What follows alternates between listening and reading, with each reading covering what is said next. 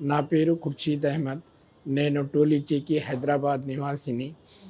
2016లో మా వైఫ్ ఖతీజా జిషాన్కి ఇక్కడ ఒక చిన్న పుండు కనిపించేది 2016లో.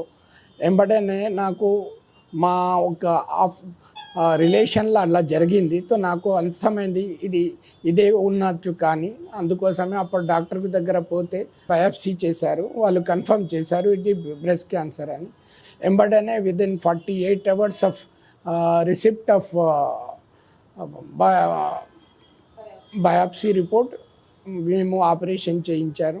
కానీ 10 years తర్వాత వెరీ రీసెంట్లీ ఇన్ 2024 అది క్యాన్సర్ మళ్ళా రిపీట్ అయిపోయింది. పీటీ స్కాన్లో